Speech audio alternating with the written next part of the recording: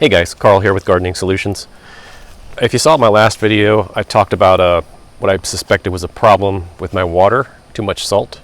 Turns out to be the case. You can see my peppers this year are doing pretty good. The last couple of years, production has steadily declined.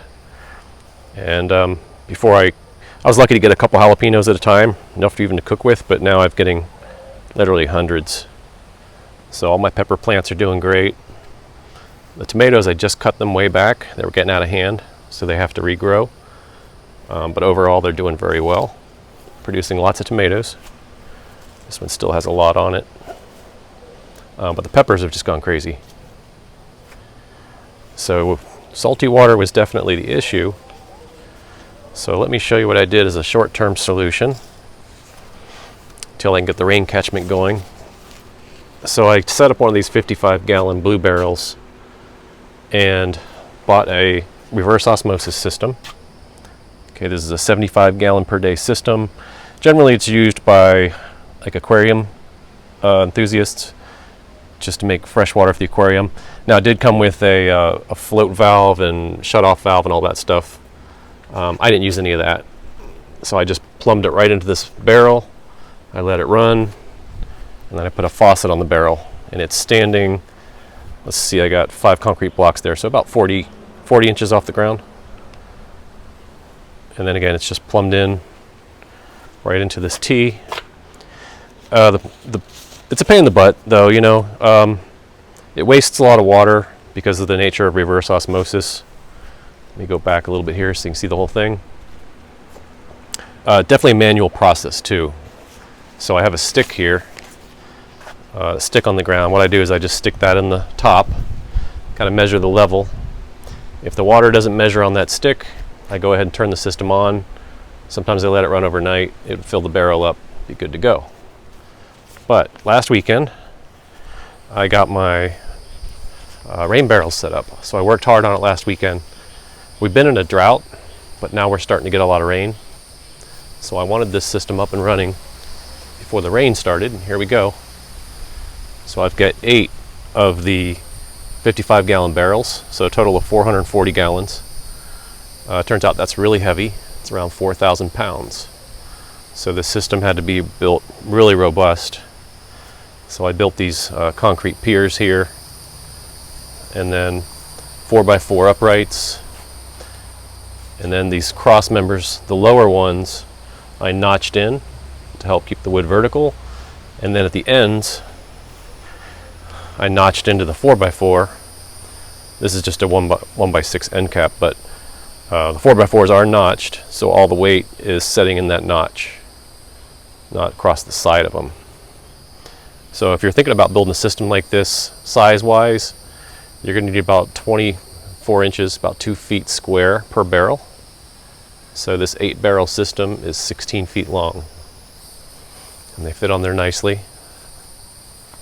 So I'll kind of go over some of the highlights of the system, and then I will walk through some videos and pictures during the build process. So one thing I did is I built storage underneath. Being 16 feet long, I can store a lot of my extra pipe. The top is PVC, and the bottom is all the metal pipe. PVC is on top, it's lighter. Those supports are not notched. So I put the heavier stuff on the notched ones. They can handle a lot more weight. As far as the pipes catching the rainwater, this is actually on my workshop. This is not on my house. But I use these. It's made by a company called Earth Minded, and it taps into my 3-inch by 4-inch gutters, and then I put a 1-inch pipe into it. Now, I don't use it the way their instructions mention to use it. I'm just using it just to tap into the gutter. And the back of the shop has 2 gutters, which captures all the rainwater on this, and the roof area is around 1,400 square feet. So I calculated it out. About 2/3 of an inch of rain will fill all those barrels.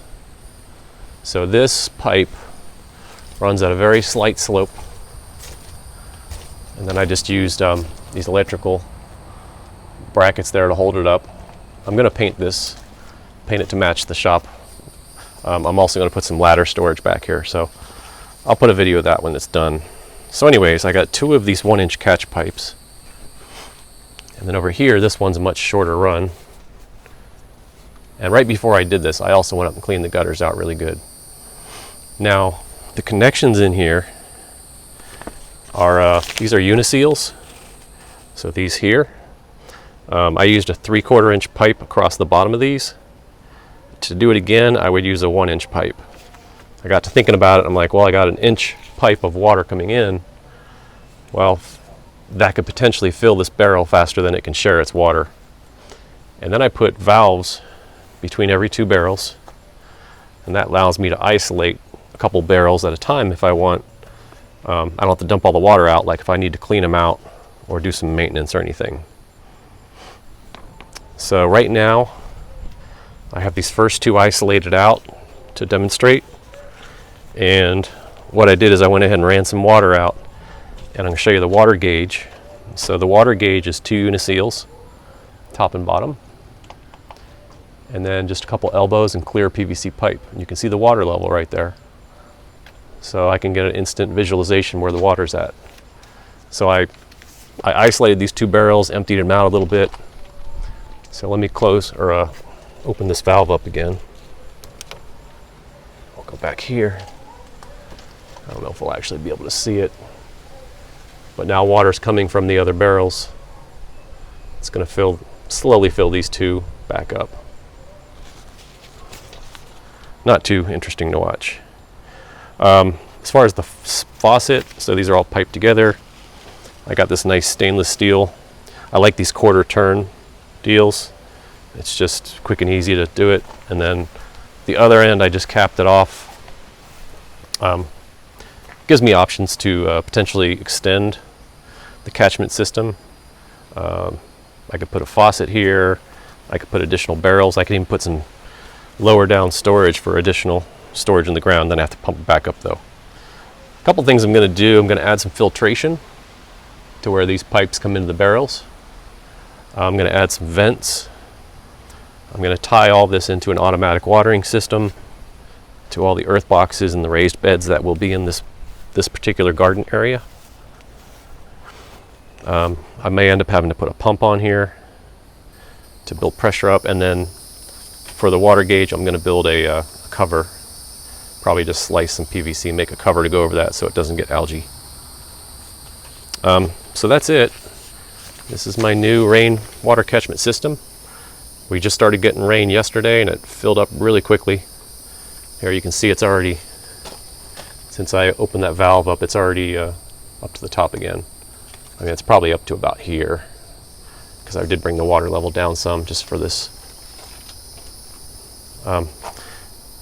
Like I said, stay tuned, and I'm going to put some pictures and video clips of the build process, and I'll put some notes in there. If you have any questions, write them in the comments below, and I'll try to get answers back to you as quick as I can. Thanks for watching.